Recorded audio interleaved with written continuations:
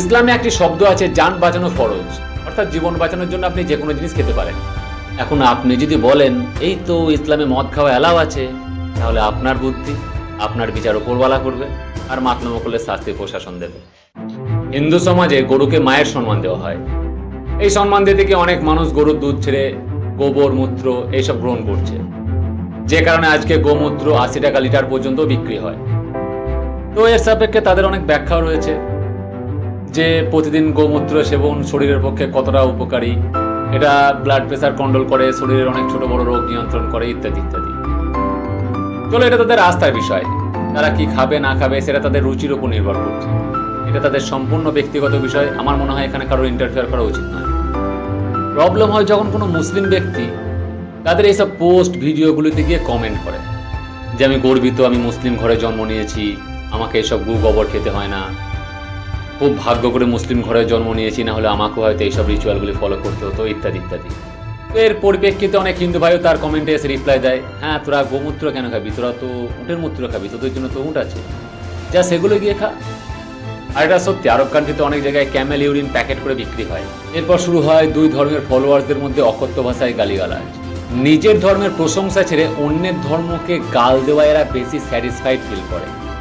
এর ফলে সমাজের মধ্যে একটি হিংসার বাতাবরণ সৃষ্টি হয়, যে কারণে আমার মতো সাধারণ লোক যারা সমাজে শান্তিপূর্ণভাবে বসবাস করতে চায় তাদের হয় প্রবলেম, তারা শান্তিতে বসবাস করতে পারে না। তাই আমার মনে হলো এই বিষয়টা নিয়ে একটু কথা বলা দরকার। গোমূত্র বা উটের মূত্র ধর্মের দিক দিয়ে কতটা সঠিক, বা এটি আদৌ ধর্মগ্রন্থে আছে কিনা, বা কি এর উদ্দেশ্য, সেগুলো নিয়ে একটু আলোচনা করা দরকার। আমি মানুষের ভাবনা বা আস্থার তো আর পরিবর্তন করতে পারবো না, সেটা আমার ক্ষমতাও নেই, কিন্তু কয়েকটা উদাহরণ ও যুক্তি দিয়ে বোঝানোর চেষ্টা করবো, বাকি তাদের ব্যক্তিগত বিষয়। গোমূত্রের ইতিহাস কোথা থেকে এসেছে তা আমার জানা নেই, কিন্তু উটের মূত্রের ইতিহাস সম্পর্কে আমি একটু জানি, সেটাই আমি এখানে আলোচনা করব। ইসলাম ধর্মের শেষ পয়গম্বর মোহাম্মদ সাল্লাল্লাহু আলাইহি ওয়াসাল্লামের কাছে কোনো এক ব্যক্তি যায় তার এক বিশেষ রোগের জন্য। অ্যাকচুয়ালি সে অনেক ধরনের ওষুধ ট্রাই করার পর যখন তার রোগ কিছুতেই ভালো হচ্ছিল না, তখন তিনি নবী সাল্লাল্লাহু আলাইহি ওয়াসাল্লামের কাছে তিনার রোগের সঠিক ট্রিটমেন্ট জানতে গেছিলেন। যেহেতু তিনি মানতেন মোহাম্মদ সাল্লাল্লাহু আলাইহি ওয়াসাল্লাম আল্লাহর পাঠানো দূত, তিনার কাছে সমস্ত প্রশ্নের উত্তর থাকবে। সেই ব্যক্তিকে দেখার পর মোহাম্মদ সাল্লাল্লাহু আলাইহি ওয়াসাল্লাম তাকে উপদেশ দেন যে তার এই রোগের জন্য তাকে কিছুদিন যাবৎ উটের প্রস্রাব সেবন করতে হবে, তাহলে তার রোগটি ভালো হয়ে যাবে। লোকটি সেই উপদেশটি ফলো করে এবং পরবর্তীতে জানা যায় তার সেই রোগটি ভালো হয়ে গেছে। এরপর থেকে মুসলিম ধর্মের কিছু মানুষ এটিকে রিচুয়াল বানিয়ে নেয়, এর সঠিক অর্থ না বুঝে। তাদের যুক্তি, নবী সাল্লাল্লাহু আলাইহি ওয়াসাল্লাম বলেছেন তাহলে উটের প্রস্রাব খাওয়া জায়েজ আছে, কোন সময় কি উদ্দেশ্যে বলেছে এটা তারা বিচার করবে না, বাস অন্ধের মতো ফলো করবে।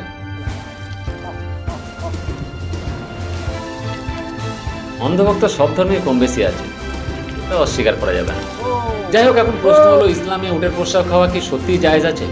আপনি যদি হাদিস বা কোরআন ভালো করে পড়ে ব্যাখ্যা বুঝতে পারেন, তাহলে একটা জিনিস লক্ষ্য করবেন যে এমন যে কোনো খাবার যেটা শরীরের পক্ষে ক্ষতিকর সেটা ইসলামে জায়েজ নেই, হোক সেটা মদ, শুয়োরের মাংস বা উটের প্রস্রাব।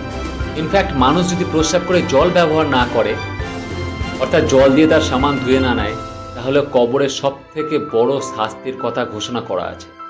তাহলে সেই রেচন পদার্থ কিভাবে জায়েজ হতে পারে, হোক না সেটা কোনো পশুর?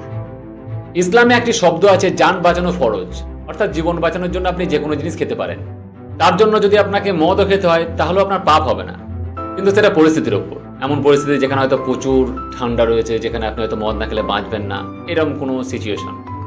এখন আপনি যদি বলেন এই তো ইসলামে মদ খাওয়া অ্যালাউ আছে, তাহলে আপনার বুদ্ধি, আপনার বিচার উপরওয়ালা করবে, আর মাতলামো করলে শাস্তি প্রশাসন দেবে। জ্বর এলে আমরা সাধারণত একটি কমন ওষুধ সেবন করে থাকি, প্যারাসিটামল, কিন্তু তার মানে তো এই নয় যেটা আমরা রোজ ভাতের মতো খেয়ে যাই, তাই না? এখন নবী সাল্লাল্লাহু আলাইহি ওয়াসাল্লাম ওই ব্যক্তিকে উটের প্রস্রাব সেবন করতে বলেছিলেন শুধুমাত্র ওই পার্টিকুলার রোগটির জন্য, কিন্তু কিছু মানুষ সেটা না বুঝে অন্ধের মতো ফলো করে চলেছে। অন্ধভক্তি তো কম বেশি সব ধর্মেই রয়েছে, এটা অস্বীকার করা যাবে না। গোমূত্র সম্পর্কে আমার তেমন কোনো ইতিহাস জানা নেই, কিন্তু আমার মনে হয় উটের মূত্রের মতো এটাও কোনো সিমিলার কারণ থাকলেও থাকতে পারে। এটাও হয়তো পার্টিকুলার কোনো রোগের জন্য আদেশ দেওয়া হয়েছিল, কিন্তু আজ মানুষ সেই আসল কাহিনী ভুলে গিয়ে এটাকে অন্ধের মতো ফলো করে চলেছে, রিচুয়াল বানিয়ে ফেলেছে।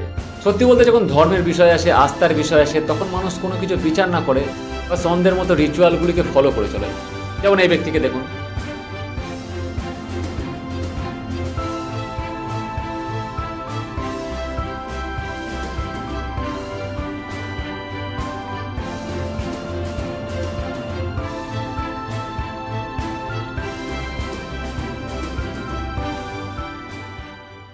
कैसे कैसे लोग रहते हैं यार यहाँ पर।